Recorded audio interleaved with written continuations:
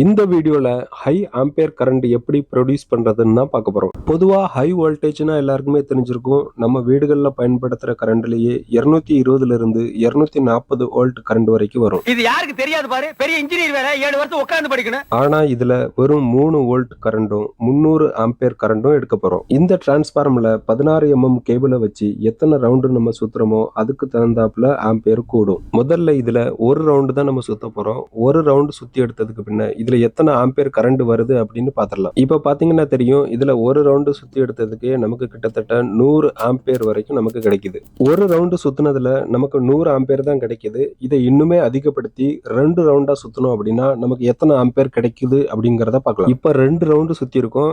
இதை நம்ம டைட் பண்ணிட்டு இதுல எத்தனை ஆம்பியர் கிடைக்குதுன்னு பார்ப்போம். 2 ரவுண்டு சுத்தி எடுத்ததுக்கு அப்புறம் இதுல இருந்து நமக்கு 210 ஆம்பியர் வரைக்கும் கிடைக்குது. இதுல அதிகமான வோல்ட் இல்லைனாலுமே கூட இதோட மெயின் காயில்ல நம்ம 240 வோல்ட் கரண்ட் கொடுத்துருக்கோம். அதனால இதை வீட்டுல யாரும் செஞ்சு பார்க்காதீங்க. கரண்ட தொட்டா சாதாரண மனுஷனுக்கு தான் ஷாக் அடிக்கும்.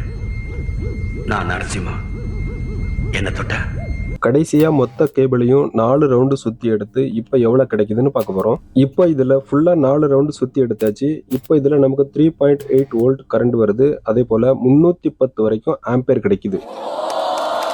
இப்போ இந்த 310 ஆம்பியர் வச்சு என்ன எக்ஸ்பெரிமெண்ட் பண்ண முடியும் அப்படிங்கறத நம்ம இப்போ ட்ரை பண்ணி பார்ப்போம். ஃபர்ஸ்ட் 20 ஆம்பியர் தாங்கக்கூடிய ஒரு ஸ்லீவோட ஒரு ஒயர் எடுத்திருக்கேன். இது ஸ்ப்ரிங் மாதிரி பண்ணி நம்ம இதுல 2 பக்கம் டைட் பண்ணிட்டு நம்ம பவர் ஆன் பண்ணணும் அப்படின்னா இது எவ்வளவு நேரம் தாக்கு பிடிக்குதுன்னு இப்போ பார்க்கலாம். 200 ஆம்பியர் வரைக்கும் ஃப்ளோ ஆகுது. எரிஞ்சிருச்சு, ஃபுல்லா எரிஞ்சிருச்சு. ஒரு செகண்ட்லேயே ஃபுல்லா எரிஞ்சிருச்சு.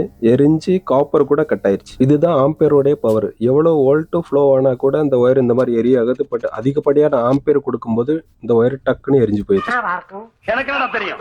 அடுத்து ஒரு 4 mm போல்ட வச்சு இது எவ்வளவு நேரம் தாக்கு பிடிக்குதுன்னு பார்க்கலாம். வச்ச 2-3 செகண்ட்லயே இந்த போல்ட் கூட நல்லா பழுத்து கட் ஆயிருச்சு. மறுபடியும் சொல்றேன், நீங்க யாரும் இதை வீட்டுல ட்ரை பண்ணி பார்க்காதீங்க. அப்படியே நம்ம சேனலுக்கு சப்ஸ்கிரைப் பண்ணுங்க. உங்களுக்கு ஏதாட்டும் வீடியோ போடணும் அப்படின்னா கமெண்ட்ல சொல்லுங்க, நம்ம அதை பத்தின வீடியோ போடலாம்.